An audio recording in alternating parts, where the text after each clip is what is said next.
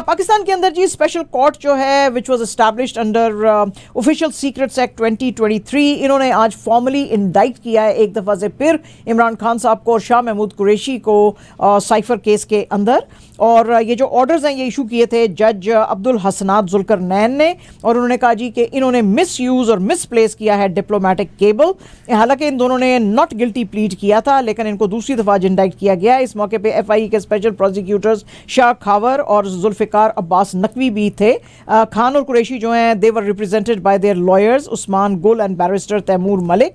कल की जो हियरिंग हुई थी उसके अंदर फैमिली और कुछ रिपोर्टर्स जो थे उनको अलाउ किया गया था कोर्ट रूम के अंदर। खान के लॉयर जो हैं सलमान सफदर, उन्होंने कहा जी कि ये जो प्रोसीडिंग्स हैं बहुत ही हेस्टी मैनर के अंदर आगे लेके गई हैं, लेकिन जज जुल्करनैन ने कहा कि नहीं, मैं बात जो है मेरिट पे कर रहा हूँ और मैं बिल्कुल इस हियरिंग के अंदर इम्पार्शियलिटी बनाए रखूँगा।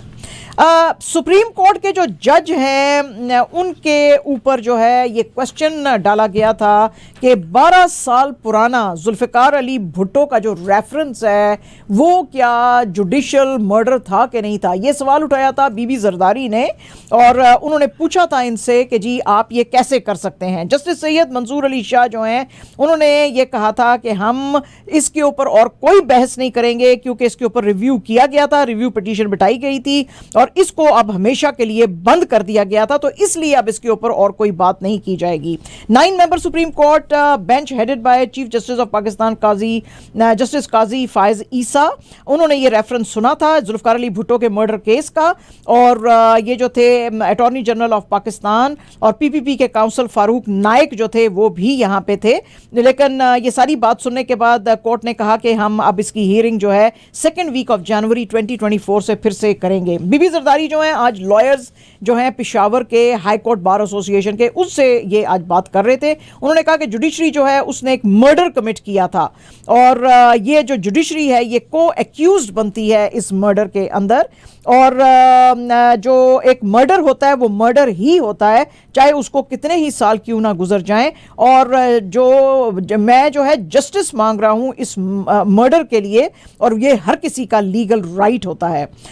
ये हियरिंग जो है ये इसको रेफरेंस दायर किया था हियरिंग के लिए आसिफ अली जरदारी जो इनके वालिद हैं 2011 में, और उसमें उन्होंने कहा था जी कि जुल्फ़िकार अली भुट्टो को जो 1978 में डेथ दी गई थी उसके ऊपर जो है सुप्रीम कोर्ट एक रिव्यू बिठाए, तो उसके ऊपर ये बात की जा रही थी। 6 मेंबर सुप्रीम कोर्ट बेंच जो है जिसने के 5-1 मेजॉरिटी से ये वर्डिक्ट कंडीशनली सस्पेंड किया है कि अक्टूबर 23 का जो यूनानिमस रूलिंग थी जिसमें कि ये कहा गया था कि मिलिट्री जो ट्रायल्स ऑफ 103 सिविलियंस हैं उनको ख़त्म किया जाए और उनको सिविल कोर्ट्स में लाया जाए, तो उनको कंडीशनली उसको सस्पेंड किया जा रहा है। ये जब इन्होंने आज ऑर्डर पास किया है तो ये May 9 के राइट्स के ऊपर, तो इसमें 5 मेंबर सुप्रीम कोर्ट का जो बेंच था कंप्राइजिंग जस्टिस एजाजुल एहसान, मुनीब अख्तर, याहिया आफरीदी, सैयद मजहर अली अकबर नकवी एंड आयशा मलिक, उन्होंने कहा था जी कि ये कॉन्स्टिट्यूशन इजाज़त नहीं देता है कि जो सिविलियंस हैं उनका कोर्ट के जो मिलिट्री कोर्ट है उसके अंदर ट्रायल्स चलाए जाएं। अटॉर्नी जनरल ऑफ पाकिस्तान मंजूर उस्मान अवान जो थे उन्होंने कोर्ट को कहा था कि आप कंडीशनली इसको अप्रूव करें और फिर इसकी जो है ताकि एटलीस्ट हियरिंग रिज्यूम की जा सके। सुप्रीम कोर्ट ने आज कहा कि हम इसको कंडीशनली जो है हमारा पहला जो फैसला था उसको हम सस्पेंड कर रहे हैं। मिलिट्री कोर्ट्स इन लोगों के फैसले जो मुकदमा है वो चला सकती हैं, लेकिन फाइनल जो फैसला होएगा वो सुप्रीम कोर्ट के ऑर्डर के ऊपर होएगा। इसके बाद कोर्ट ने कहा कि ये सारी की सारी प्रोसीडिंग जो है 3rd वीक ऑफ जनवरी तक के लिए हम एडजर्न कर रहे हैं। पता नहीं, समझ नहीं आ रही जुडिशरी नू, एक दिन कहते हैं कि नहीं सिविलियंस को आप मिलिट्री कोर्ट में नहीं कर सकते, दूसरे दिन कहते हैं कर सकते हैं। भाई क्या चल रहा है, कोई आप अपना मन बनाओ कि क्या चाहते हो। ये आज जो खबर है इसने आज काफ़ी पाकिस्तान के अंदर खलबली मचाई, एंड अगेन ये खबर आपने बहुत ही कम देखी होगी पाकिस्तान के अंदर, जो मैं आपको बताने वाली हूँ। Baloch caretaker information minister Jan Achakzai जो हैं उन्होंने आज अमेरिका को कहा है कि आप पाकिस्तान में आके बेसिस लें।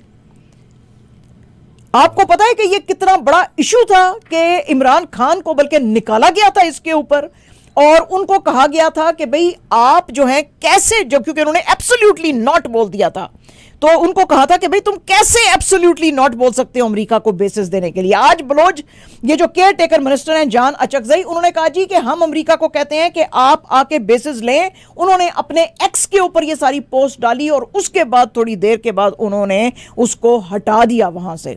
अच्छा, अब हुआ क्या है कि ये अचकजई साहब ने ये क्यों ऐसे डाला है? ये उन्होंने उस वक्त डाला कि जिस वक्त आपको कल मैंने बताया था कि 23 पाकिस्तान आर्मी के जो सोल्जर्स हैं उनकी डेथ्स हुई थी और 30 ट्रुप्स जो हैं उनको भी जख्मी किया गया था। और ये सारे का सारा हमला जो है तहरीक जिहाद पाकिस्तान ने किया था DIK के एरिया के अंदर।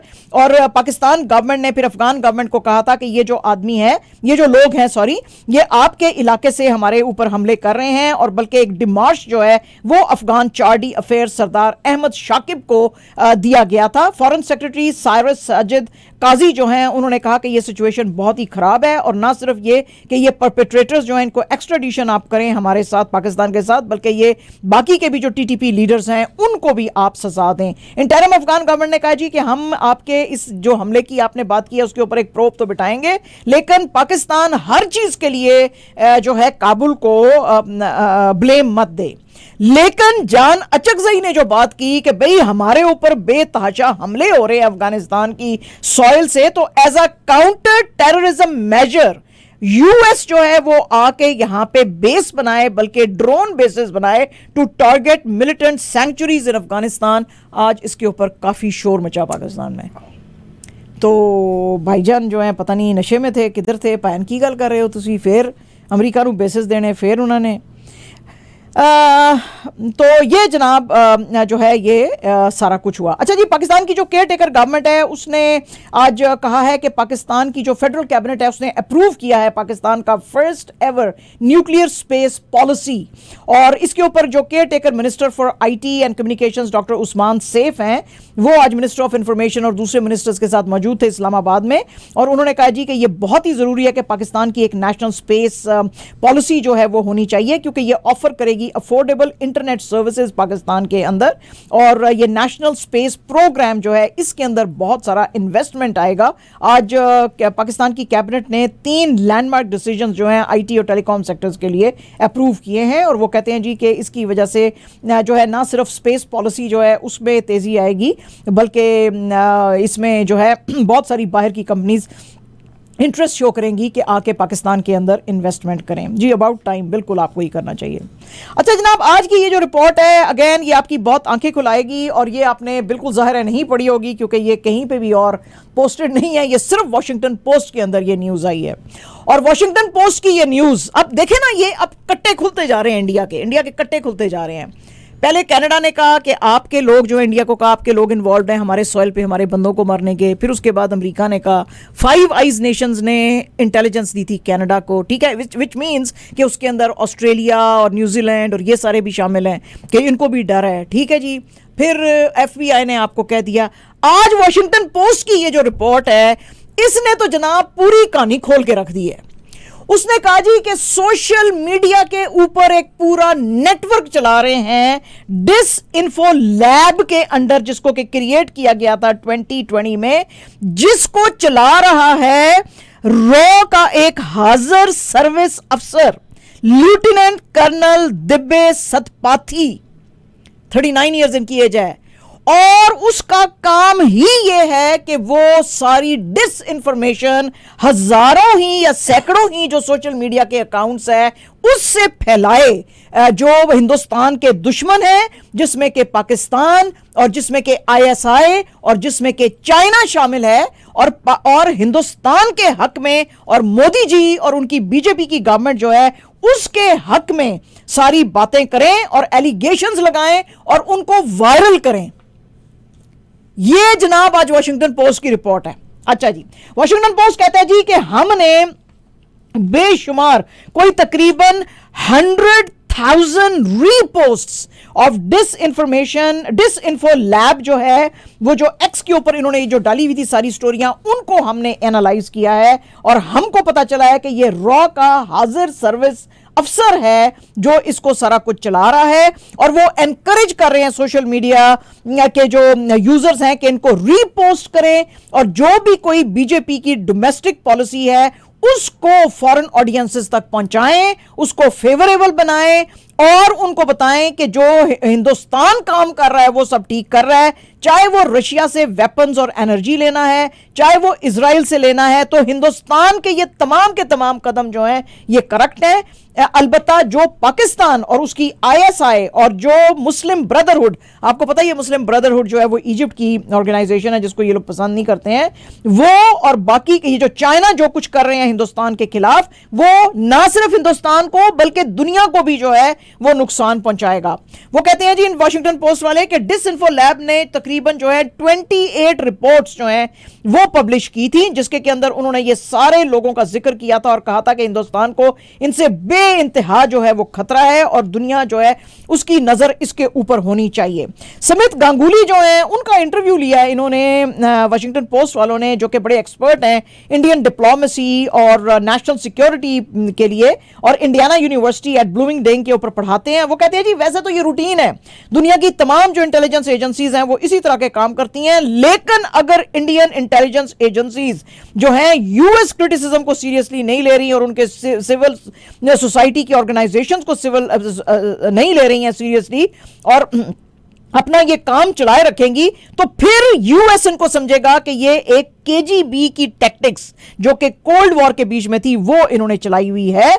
और मोदी जी की जो गवर्नमेंट का ये पार्ट एंड पार्सल है कि जो डिसेंटिंग वॉइसेस जिनको के घर में बंद किया जा रहा है उनको बाहर भी बंद किया जाए ताकि बीजेपी की गवर्नमेंट के खिलाफ कोई भी बाहर बात ना करे।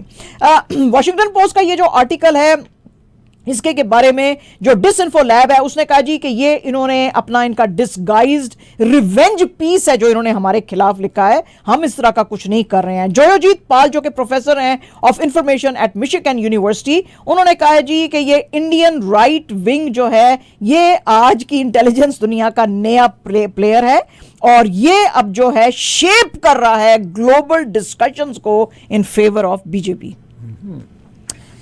तो ये जनाब बड़ी खतरे में नाक खबर आई है जी ये आई है। और जनाब आज हुआ बड़े ही खतरनाक बात, वो हुई है कि जो हिंदुस्तान का नया पार्लियामेंट अभी खुला है उसके ऊपर 6 बच्चों ने हमला किया और वो जो थे उनमें से कुछ लोग जो थे गैलरी के अंदर ही बैठे हुए थे, जो प्रेस गैलरी होती है, और वो जंप करके नीचे आए हाउस में और उन्होंने एक येलो कलर का जो है एक धुआं सा छोड़ा।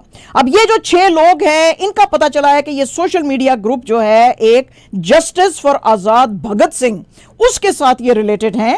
इसके अंदर एक है डी मनोरंजन जो कि इंजीनियर है और मैसूर यूनिवर्सिटी से इंजीनियरिंग का स्टूडेंट है, सागर शर्मा जो कि लखनऊ से ग्रेजुएशन जिसने की है, नीलम जो कि एक सिविल सर्वेंट एस्पिरेंट है हिसार से, अनमोल शिंदे जिसने कि बहुत कोशिश की कि उसको पुलिस में दाखिला मिल जाए या मिलिट्री सर्विस मिल जाए लेकिन वो बिल्कुल अनसक्सेसफुल लिया, तो ये सारे शामिल थे। इन 4 को पुलिस ने अब पकड़ लिया है। 2 और जो हैं ललित झा और Vicky they are at large, उनको नहीं ये पकड़ सके। इन्होंने जंप किया जैसे कि मैंने आपको बताया कि गैलरी से, और इन्होंने येलो कलर की कोई गैस के कैनिस्टर जो थे वो यहां पे छोड़े। जब इनसे पुलिस ने बातचीत की तो उन्होंने कहा जी कि चूंकि हमको जॉब्स नहीं मिल रही हैं, हमारे पास अनएम्प्लॉयमेंट है, तो हम पॉलिसी मेकर्स को बताना चाहते थे कि यूथ के जो मसले हैं उनकी तरफ आपको देखने की जरूरत है। पुलिस जो है वो कह रही है कि हमको इनके कोई भी पास्ट रिकॉर्ड क्रिमिनल रिकॉर्ड्स जो हैं वो नहीं मिले हैं, लेकिन फिर भी जो है इसकी एक प्रोब जो है वो बिठाई गई है। नीलम जो इसमें खासतौर पे लड़की है वो फार्मर्स जो प्रोटेस्ट हुआ था उसमें भी और रेसलर्स का जो प्रोटेस्ट हुआ था उसमें भी देखी गई थी। और ये इसलिए आज हिंदुस्तान की आंखें इसके ऊपर चौंकी हैं क्योंकि बिकॉज ये अटैक आज पार्लियामेंट के ऊपर एग्जैक्टली हुआ है on the anniversary of attack on old parliament 22 साल पहले जो हुआ था, जिसमें कि 5 टेररिस्ट जो थे वो इन्वॉल्व थे, जिनको कि फाइनली फिर गन डाउन किया गया था। और अभी कुछ दिन पहले गुरपतवंत सिंह पन्नू जिसको कि मारने की कोशिश की हिंदुस्तान ने यहां पे अमेरिका में, उसने भी कहा था कि इंडियन पार्लियामेंट के ऊपर दिसंबर 13 के पास अटैक हो सकता है। तो जनाब ये तो बड़ी अब खतरनाक बातें हैं। अब ये कोई टेररिस्ट अटैक है क्या नहीं है। आज लोगों ने बराक ओबामा साहब के ऊपर भी बड़े ज्यादा एतराज किए जी, क्योंकि उनकी फिल्म आई है लीव द वर्ल्ड बिहाइंड और उसके अंदर जो है उसके अंदर एक सेंटेंस है जो एक ब्लैक कपल जो है वो कह रहा है कि सॉरी, मैं तुमको याद कराना चाहता हूं कि जो दुनिया है इट इज फॉलिंग अपार्ट, लेकिन तुमको किसी के ऊपर ट्रस्ट नहीं करना है, खास तौर पे वाइट्स को। अब ये जो फिल्म है इसके प्रोड्यूसर जो हैं ओबामा साहब हैं और इसको इनकी जो कंपनी है हायर ग्राउंड्स वो प्रोड्यूस कर रही है। इसको रिलीज किया जाएगा नेटफ्लिक्स के ऊपर और इसके ऊपर 2 फैमिलीज जो हैं पोर्ट्रे करती हैं जो कि नेशन वाइड ब्लैकआउट के अंदर जो हैं अपने प्रॉब्लम्स जो हैं वो डिस्कस कर रही हैं। तो आज लोगों ने एक्स के ऊपर इनको भी बड़ा झाड़ा। उन्होंने कहा कि वाइट सी थे जो आपके पीछे खड़े हुए थे भाईजान, जिसकी वजह से आप जीते थे और आप जो है हमारे मुल्क के प्रेसिडेंट बने थे। सुनील शेट्टी साहब जो हैं आज एक इंटरव्यू दे रहे थे और उनसे पूछा गया कि ये जो बॉयकॉट बॉलीवुड इसकी जो सारी कैंपेन चल रही थी इसके बारे में आपका क्या कहना है। तो उनका कहना था कि जी वी आर ओवर दैट। कुछ लोग जो है उनको इंडस्ट्री के साथ हमेशा प्रॉब्लम रहेगा और वो हमेशा जो है वो इंडस्ट्री के खिलाफ बात करते रहेंगे। इंडस्ट्री जो है वो बहुत सारी चीजों से गुजर रही थी, उसके ऊपर एक बैड पैच आया हुआ था। अब भी 10 लोग हियर एंड देयर कोई इस तरह की सोशल मीडिया पे खराब बातें करते हैं, लेकिन ज्यादातर ये ट्रोल्स जो हैं अब मर चुके हैं। तो where are all those hashtags and all those things. तो हम अब जो है आगे चल रहे हैं, हम पीछे की तरफ नहीं देख रहे हैं। काजोल जो हैं जी उन्होंने आज एक इंटरव्यू में बड़ी सनसनीखेज बातें की। उन्होंने कहा जी कि मैं बिल्कुल नहीं चाहती हूं कि मेरे ऊपर मॉलेस्टेशन के सीन्स जो हैं वो जो हैं फिल्म आए जाएं। तो लोगों ने वहां पे बैठे हुए कहा कि मैडम आपने तो बड़ी सारी फिल्में की हैं जिसमें कि आपने मॉलेस्टेशन सीन्स में पार्टिसिपेट किया था। उसने कहा हाँ मैंने किया था, लेकिन अब मैं सबको कहती हूं कि I don't want to be part of the molestation scenes, क्योंकि जिस वक्त आप वो कर रहे होते हैं तो वो एक्टर भी इंसान है, वो सब कुछ फील कर रहा होता है विच इज़ वेरी बैड। और कैमरा जो है वो बड़ी खतरनाक चीज़ है, वो हमारे एक्सप्रेशंस जो है उसको पकड़ लेती है। और मैं जाना चाहती हूँ ज़्यादा एज अ गुड एक्ट्रेस, इसलिए नहीं। और मैं I know 100 ways to be a good actress. इसके लिए ज़रूरी नहीं है कि मैं मॉलेस्टेशन का कोई सीन करवाऊँ तो ही मुझे माना जाएगा कि मैं अच्छी एक्ट्रेस हूँ। ठीक है जी। और जनाब पीसीबी ने आज शाहीन शाह अफरीदी साहब को वाइस कैप्टन बनाया है। ये जो 3 मैच टेस्ट सीरीज हो रही है अगेंस्ट ऑस्ट्रेलिया उसमें, और ये पहले ही इन्होंने T20 टीम के लिए बनाया है इनको कैप्टन। ये जो फर्स्ट फीचर होने वाला है बैनो कादर ट्रॉफी का, इसके अंदर ये एज अ वाइस कैप्टन नजर आएंगे। और जो है आज तक शाहीन शाह अफरीदी ने 27 टेस्ट खेले हैं, 53 ओडीआईज खेले हैं, 52 T20s खेले हैं। शान मसूद जो हैं वो कैप्टन करेंगे टेस्ट टीम को। आपको पता ही है कि बाबर आजम जो थे उनको ऑल 3 जो क्रिकेटिंग फॉर्मेट्स हैं उनसे कैप्टनसी से हटाया गया था। ये जो टीम है इसके अंदर इमामुल हक, अब्दुल्ला शफीक, बाबर आजम, सऊद शकील और सरफराज अहमद जो कि विकेट कीपर भी हैं, ये बैटिंग लाइनअप में है। ऑलराउंडर सलमान अली आगा और फ़हीम अशरफ को भी रोप इन किया गया है। बॉलिंग लाइनअप में शाहीन शाह अफरीदी, आमिर जमाल, खुर्रम शहजाद जो कि पहली दफा अपना डेब्यू कर रहे हैं फर्स्ट टेस्ट में ऑस्ट्रेलिया में, उनको भी रोप इन किया गया है, वो भी बॉलिंग लाइनअप बनाएंगे। पाकिस्तान ने वैसे आज तक कभी भी कोई टेस्ट जो है ऑस्ट्रेलियन सॉइल पे सिंस 1995 नहीं जीता है। Pakistan has lost 26 matches against Australia and they have only one 4 in the last 5 series. तो ऑस्ट्रेलिया ने पाकिस्तान को कंप्लीटली वाइट वॉश किया था। और ऑस्ट्रेलिया इस वक्त जो है खैर ओडीआई की जो है वर्ल्ड कप फाइनलिस्ट थी, यानी कि वर्ल्ड कप चैंपियन है। आपको पता ही है कि फाइनल में उसने इंडिया को हराया था, इंडिया के अंदर ही। एंड जनाब absolutely our last news, very very sad news, but this is about cricket Australia. आपको पता ही है कि उस्मान ख्वाजा साहब जो है उनके टेस्ट क्रिकेटर जो कि अब पाकिस्तान के खिलाफ भी खेलेंगे, उन्होंने अपने जूतों के ऊपर जो उन्होंने जूते पहने हुए थे उस पर उन्होंने लिखा हुआ था freedom is human rights, all lives are equal. अब क्रिकेट ऑस्ट्रेलिया को जाहिर है कि आईसीसी ने शिकायत लगाई होगी। उन्होंने कहा जी कि ये इस तरह के स्लोगन्स जो हैं आप अपने बूट के ऊपर नहीं लिख सकते हैं। हालांकि उस्मान ख्वाजा ने कहा था कि ये सारा कुछ मैं पैलेस्टीनियंस को जो इतना मारा जा रहा है उनके सपोर्ट में मैं ये लिख रहा हूं। आज क्रिकेट ऑस्ट्रेलिया ने कहा जी कि हमने उस्मान ख्वाजा के साथ बात की है कि जब आप पाकिस्तान के साथ खेलने के लिए फर्स्ट टेस्ट आएंगे तो आप ये जूते पहन के नहीं आएंगे पर्थ स्टेडियम में। कल से मैचेस बाय द वे शुरू हो रहे हैं, टेस्ट मैच पहला शुरू हो रहा है December 14 कल से पाकिस्तान और ऑस्ट्रेलिया के बीच में। तो उन्होंने कहा जी कि आप ये जूते पहन के पर्थ के स्टेडियम में कल नहीं आएंगे, ये आपका अपना खुद का पर्सनल ओपिनियन है। तो वैसे तो हम जो प्लेयर्स के पर्सनल ओपिनियंस होते हैं उनकी हम रिस्पेक्ट करते हैं, लेकिन हमको आईसीसी के रूल्स जो हैं उनको भी रिस्पेक्ट करना पड़ेगा। आईसीसी के रूल्स कहते हैं कि आप कोई भी इस तरह के पर्सनल मैसेज डिस्प्ले नहीं कर सकते हैं, या तो आपकी जर्सीज के ऊपर या आपके यूनिफॉर्म पे या आपके जूतों पे, बैट पे, कहीं पे भी। इसके अलावा ऑस्ट्रेलियन कैप्टन जो है पैट कमिंग्स, उन्होंने भी आज एक प्रेस कॉन्फ्रेंस में बात कर रहे थे। उन्होंने कहा कि नहीं, मैंने भी जो है उस्मान ख्वाजा से बात की और मैंने उनको कहा कि आप वो वाले जूते पहन के पाकिस्तान के साथ पहला टेस्ट खेलने के लिए मैदान में नहीं आओगे, तो वो नहीं पहनेगा। There you go. लो जी, उन देख लो जी, fine. What is going on in this country हैं जी। कुछ दिन पहले हमने आपको बताया था कि जी जो अमेरिका की 3 टॉप आईवी लीग यूनिवर्सिटीज हैं उनके प्रेसिडेंट्स को बुलाया गया और उन्होंने कहा जी कि आप बताओ कि इजराइल के ऊपर जुल्म हो रहा है कि नहीं हो रहा है, और उनके एंटी सेमिटिज्म आपके कैंपसेस पे चली है कि नहीं चली है। उन्होंने कहा जी वो कॉन्टेक्स्ट देखना पड़ेगा हमको कि किस कॉन्टेक्स्ट में आप बात कर रहे हैं। तो उनमें से एक बेचारी ने तो रिजाइन कर दिया और हार्वर्ड में तो फिर बड़ा शोर मच गया। उन्होंने कहा कि ये एकेडमिक फ्रीडम को आप चैलेंज नहीं कर सकते और हम बिल्कुल नहीं चाहते हमारी प्रेसिडेंट जाए। और जो है वो बाकी फिर जो है अब ये शुरू हो गया, अब वो जूते पे भी, यानी जूते पे लिखा हुआ है कि वी रिस्पेक्ट ह्यूमन राइट्स या जो भी, वी सपोर्ट फ्रीडम, या उसके ऊपर भी जब तकलीफ है जी इनको। हालांकि उसने झंडा नहीं बनाया हुआ पैलेस्टाइन का, जाहिर है जूते पे कैसे बनाएगा वो झंडा। एक उसने सेइंग लिखी है, कहते नहीं जी ये आईसीसी के कोड ऑफ कंडक्ट के खिलाफ है। ते पायल फिर कोड ऑफ कंडक्ट विच की आंदा है दसो। ये थी